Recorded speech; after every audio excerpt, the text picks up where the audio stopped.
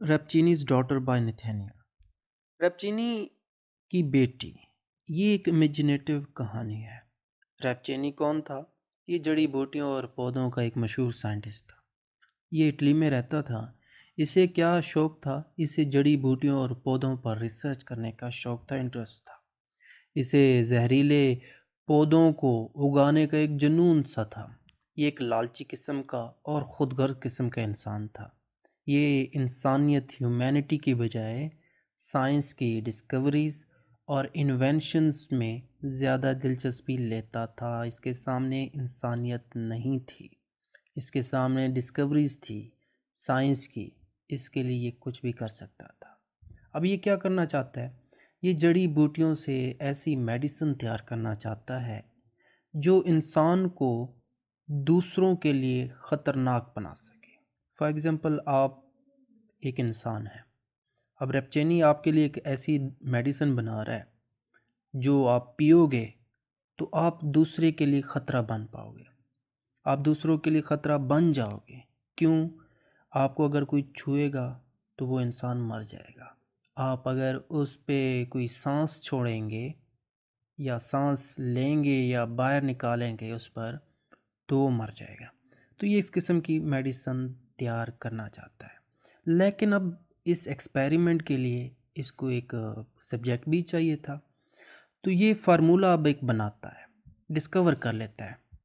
अब रेपचीनी ने फार्मूला दरियाफ्त कर लिया, डिस्कवर कर लिया। अब इस फार्मूले को इन्फ्यूज़ ये अपनी बेटी में करता है, यानी इस फार्मूले का जहर जो है ना, वो अपनी बेटी बेट्रिस के जिस्म में दाखिल कर देता है।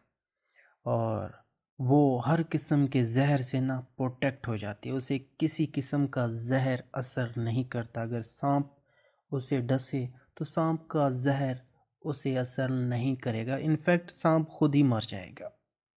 अब वो एक ख़तरनाक चीज़ बन चुकी थी। डॉक्टर रेपचीनी का जो पौधों और ये एक किस्म का फूलों और पौधों का एक बाग था। इसमें पानी का एक तालाब भी था। इस तालाब में ना मुख्तलिफ़ किस्म के पत्ते और शानदार किस्म के फूल भी उगे हुए थे। अब बेट्रिस की बात कर लेते हैं, आपको बता देता हूँ कि ये है क्या। ये डॉक्टर की ना खूबसूरत सी बेटी थी, तंदुरुस्त थी, हेल्थी थी।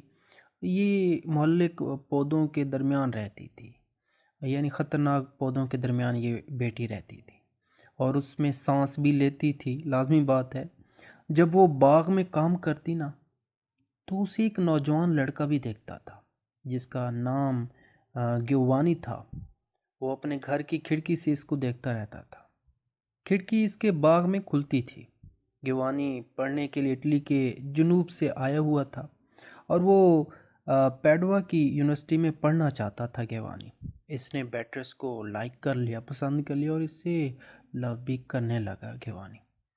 अब क्या होता है कि गिovanni जो था, ये प्रोफेसर बागलियानी की तरफ जाता है। क्यों जाता है? पहले मैं आपको बागलियानी के मुतालिक बता दूं।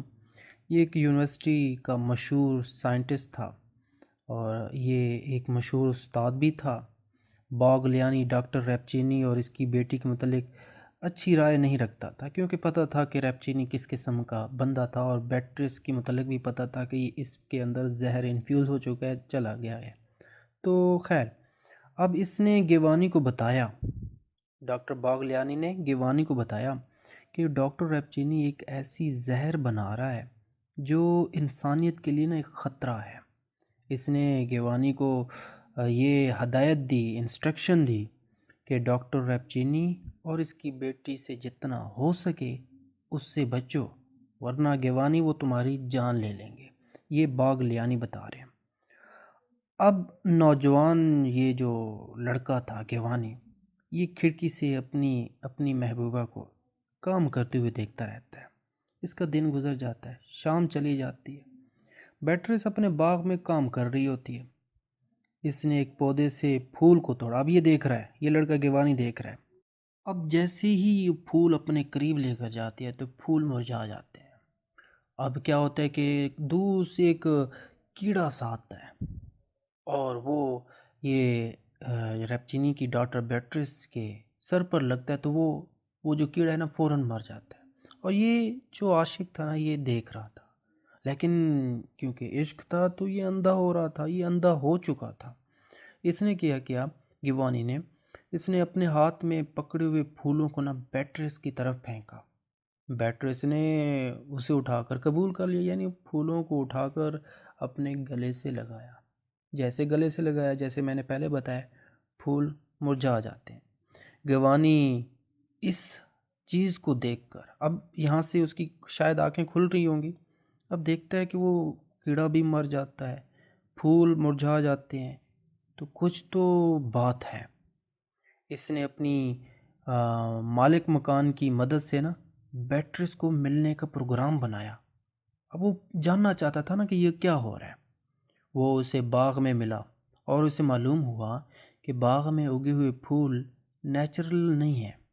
गिवानी को पता चला कि ये आर्टिफिशियल है। खैर, इनके दरमियान बहुत सारी मुलाकातें होती हैं। वो एक दूसरे के और करीब आ गए। इनकी मोहब्बत जो है वो सेक्रेड हो जाती है, पाक होती है। अब बहुत सारी मुलाकातें होने के बाद आखिरी मुलाकात में गिवानी जो है ना वो कहता है कि तुम्हारे अंदर जहर है, तुम चीज़ों को मार देती हो। बेट्रिस एतराफ़ कर लेती, एक्सेप्ट कर लेती कि हाँ मैं जहरीली हूँ, मेरे अंदर पॉइजनस है, लेकिन इसमें मेरा कसूर नहीं है।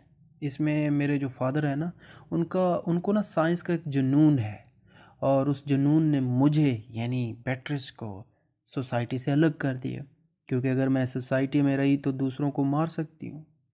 लेकिन यहाँ पे बेट्रिस कहती है कि जो तुम्हारे साथ जो मेरा रिलेशन है ना वो स्पिरिचुअल है। फिर यहाँ पे क्या होता है कि गिवानी उसे एक मेडिसिन देता है, कहता है कि ये तुम पियो, तुम्हारे अंदर ये जहर ख़त्म हो जाएगा। बेट्रिस जैसे वो पीती है तो जहर तो ख़त्म हो जाता है, लेकिन पीती ही वो मर जाती है, बेट्रिस मर जाती है। यहाँ से ये कहानी भी ख़त्म हो जाती है। उम्मीद करता हूँ कुछ क्लियर हो गया होगा आपको। अगर क्लियर हो गया है तो लाइक कीजिएगा, सब्सक्राइब कीजिएगा, दोस्तों के साथ लाजमी शेयर कीजिए, और आपका सारा सिलेबस आपको इस चैनल की प्लेलिस्ट में मिल जाएगा। Thank you for watching this.